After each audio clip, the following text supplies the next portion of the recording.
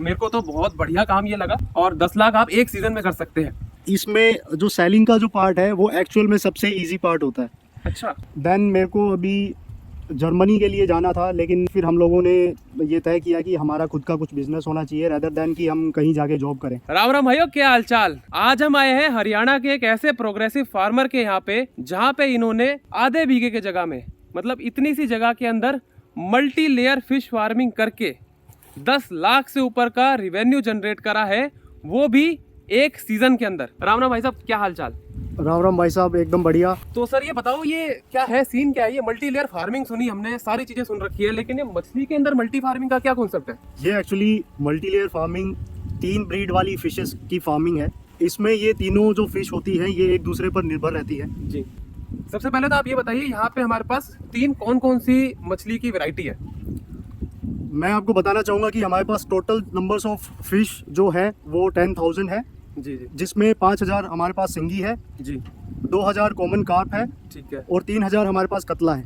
3000 कतला है। जी। तो यही 3 वैरायटी सेलेक्ट करने का क्या कॉन्सेप्ट है, ये मल्टी लेयर में आपने इसको कैसे बनाया, थोड़ा उस पर प्लीज जानकारी दीजिए। ये जो मेन मोटिव इसका हमारे पास जो था वो यही था कि एक तो जो इसका फीड जो कॉस्टिंग है उसको एक तरीके से बिल्कुल लेस किया जाए, बिल्कुल कम कर दिया जाए। दूसरा था इनकी आपस में एक दूसरे पर निर्भरता, और तीसरा ये है कि क्योंकि ये तीनों अलग अलग जगह रहना पसंद करती है तो इससे पूरा जो एरिया है पॉन्ड का वो कवर हो जाता है। थोड़ा उस बारे में बताइए कि यही 3 वैरायटी क्यों रखी हमने। जो सिंगी है वो बेस इसका जो बॉटम एरिया है जी। पॉन्ड का उसमें रहना पसंद करती है, क्योंकि उसको डार्कनेस में रहना पसंद है। वो एक शर्मीली मछली है, तो इसीलिए वो मतलब थोड़ा आपका नीचे सतह के पास रहती है। जी बिल्कुल। उसके ऊपर फिर कतला जो है वो मिडल में रहना पसंद करती है। अच्छा, नीचे सिंगी होगी, ऊपर कतला होगा। जी। और जो कॉमन कार्प होती है वो साइड में जो कोने होते हैं, अच्छा, उनमें रहना पसंद करती है।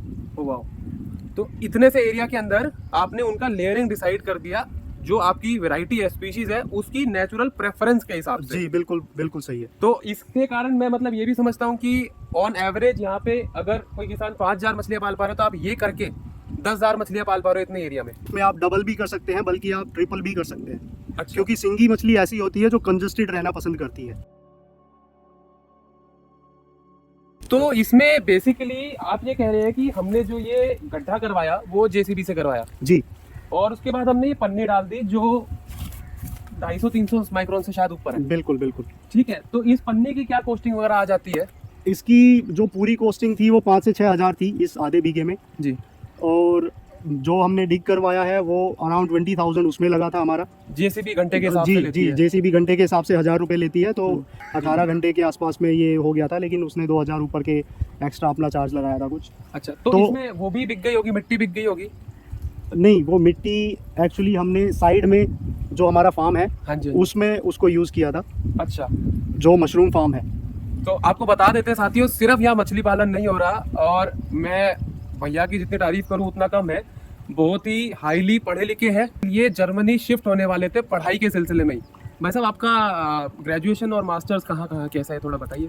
मैंने masters of arts in history किया है जी। दिल्ली यूनिवर्सिटी रामलाल आनंद कॉलेज से। देन मेरे को अभी जर्मनी के लिए जाना था, लेकिन फिर हम लोगों ने ये तय किया कि हमारा खुद का कुछ बिजनेस होना चाहिए रेदर देन कि हम कहीं जाके जॉब करें। उसमें भी गारंटी नहीं है कि आप वहाँ पे स्टूडेंट लोन लेके जाएं, इतना खर्चा करें, उसके बाद भी आपको किस हिसाब की क्या जॉब मिलती है। बिल्कुल। तो इसमें आपका अभी करंट जो मार्केट रेट पे, आप अभी तो आपने ये अप्रैल मई में डाला था शायद, जून में डाला है मैंने, और आपका ये अब हार्वेस्ट चालू हो रखा है ऑलमोस्ट। जी। तो इसमें आपको तीनों वैरायटी का क्या रेट मिल रहा है, एक्चुअल जो मिल रहा है अभी।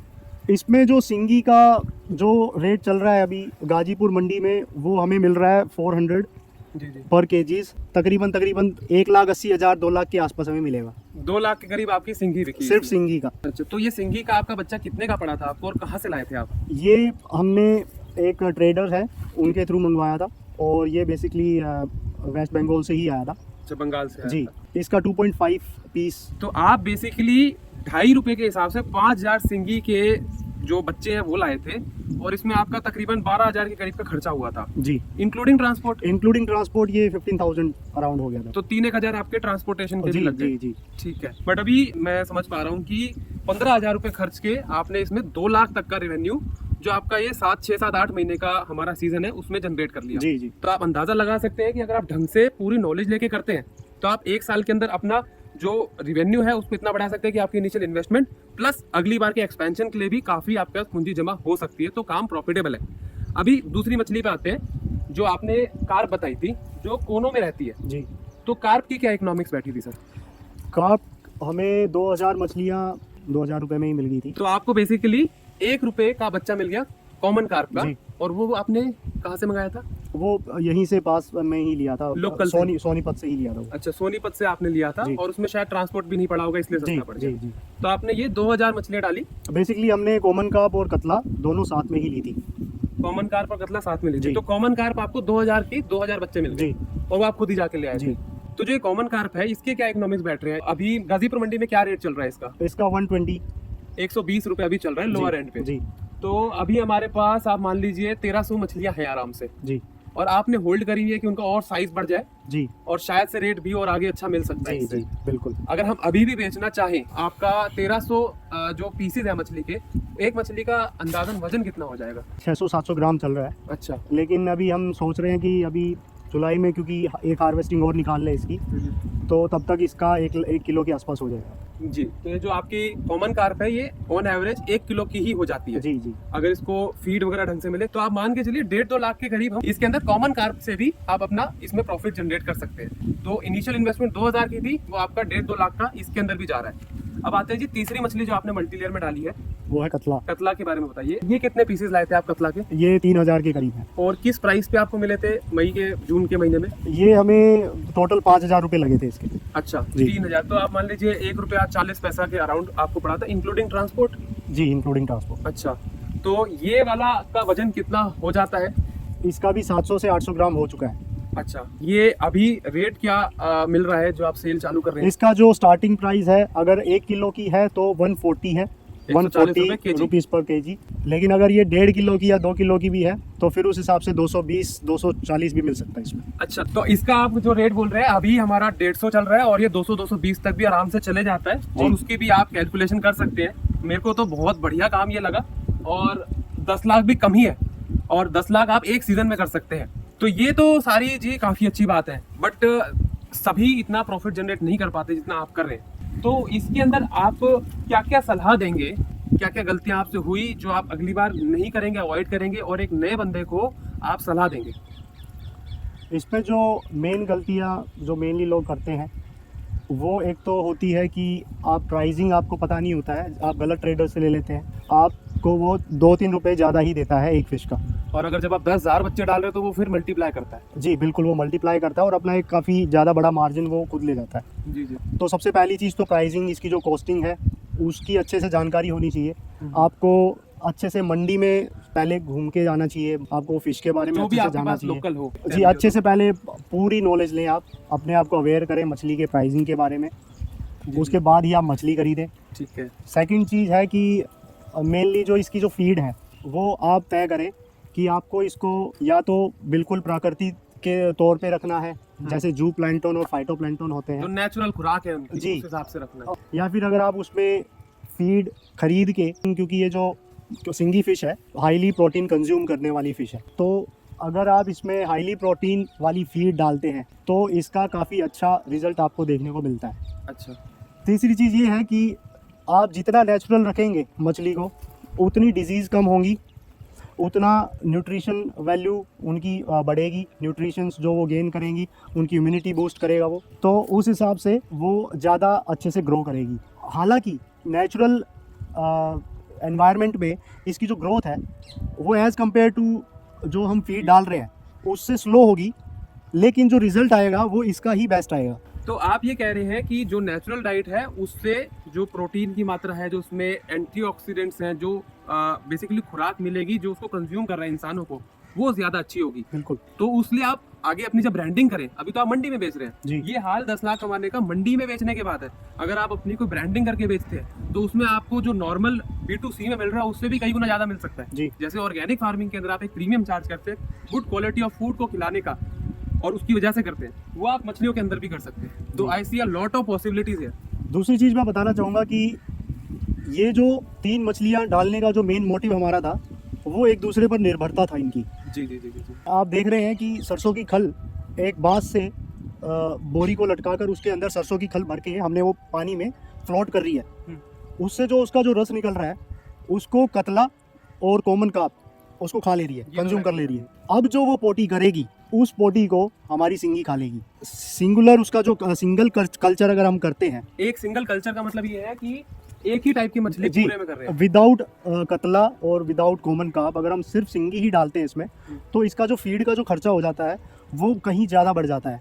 मतलब आप ये मान के चलें कि आपको जितना प्रॉफिट हुआ है सिंगी में उसका आधा तो आपको इसमें डाइट में ही चला जाता है। मतलब मेहनत आपकी हो रही होगी, कमा रहे होंगे वो कंपनी वाले। बिल्कुल। तो ये मल्टी लेयर फार्मिंग का सबसे बड़ा फायदा, एक तो मैं आपको बता दूं कि जो बातें नेचुरल खेती में थी वो सारी यहाँ अप्लाई होती हुई दिख रही है मुझे जी। यहाँ पे भी जो आपका इन्होंने बोला गोबर से बैक्टीरिया को कल्चर कर रहे हैं, जो बेसिकली जीवामृत होता है वो कर रहे हैं। इसके अलावा सरसों की खल भी हम खेतों में डालते हैं, वो भी यहाँ पे डाल रहे हैं। और जो ये नेचुरल फार्मिंग की तरीके से ही कर रहे हैं, इसकी वजह से यहाँ पे जो फिश की हेल्थ है वो कई गुना बेटर है, जिसकी वजह से मछली रिजिलियंट है।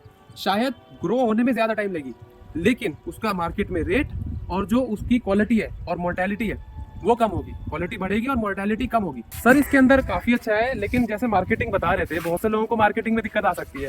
तो आप इसकी मार्केटिंग कर रहे हैं, आप जैसे बता रहे थे कि कॉन्ट्रैक्टर खुद आता है, तो ये क्या सिस्टम है? वो खुद आएगा, आपको मछली देनी पड़ेगी, भिजवानी पड़ेगी, ट्रांसपोर्टेशन कॉस्ट अलग से है, क्या सीन है? इसमें जो सेलिंग का जो पार्ट है वो एक्चुअल में सबसे इजी पार्ट होता है। अच्छा। क्योंकि इंडिया में इसकी जितनी डिमांड है उससे कहीं कम अभी इसकी सप्लाई चल रही है। ये तो मैंने भी आर्टिकल पढ़ा था, 60% हम इंपोर्ट करते हैं बाहर से। जी। तो हमें जस्ट गाजीपुर मंडी जो दिल्ली में है, गाजीपुर मंडी में कांटेक्ट करना होता है। जी। और वो खुद आते हैं, खुद इसमें जाल मारते हैं। तो मतलब हमने कुछ नहीं करना, हमने उनको बता देना भाई आपका माल तैयार है जी। वो बंदा अपना ट्रक लेके सब अपना सेटअप लेके लेबर लेके आएगा, निकाल लेगा, ले जाएगा, हाथ में पकड़ाया जाएगा, पैसे आप। पैसे का क्या सिस्टम है? क्रेडिट रहता है, हाथ में देते हैं। वो कभी समस्या आई आपको? क्या कभी सुना किसी को? अभी तक तो अब जैसे अब हमने फर्स्ट टाइम किया है, हमें अभी तक तो कोई समस्या नहीं आई है। मतलब एडवांस नहीं है, लेकिन ये है कि हाथ में पैसा है। नहीं, एडवांस भी दे देते हैं। अच्छा जी बिल्कुल। इसकी यही एक खास बात है कि इसमें, क्योंकि मैंने बताया कि डिमांड इसमें इतनी ज़्यादा है लेकिन सप्लाई इसमें नहीं हो पा रही है, इसकी पूर्ति नहीं हो पा रही है, तो ये लोग खुद से आते हैं और एडवांस भी देंगे। तो जैसा आप चाहेंगे उस हिसाब से मेनली मेजॉरिटी ऑफ टाइम वैसा ही होता है। वो लोग जो गन्ने की खेती कर रहे हैं और चिड़चिड़ करते रहते हैं कि मिल से पैसा नहीं आया, आया तो कम आया, नहीं आया, वो लोग खास करके इस बात को गौर से सुने। ये काम अच्छा है, डिमांड ज़्यादा है, मार्केटिंग में दिक्कत नहीं आएगी। आप मंडी के अंदर भी अच्छा कर सकते हो, अपनी ब्रांडिंग कर लो तो और अच्छा है। वीडियो देख देख के क्या सिर्फ ख्याली पुलाव ही बनाने हैं, जिंदगी में कुछ करना भी है। अगर आपने सही से खेती सीखनी है तो आप हमारे ऑनलाइन या प्रैक्टिकल ट्रेनिंग कोर्सेज ज्वाइन कर सकते हैं। मज़ा आ गया। जिसकी सारी जानकारी आपको नीचे दिए गए नंबर पे मिल जाएगी।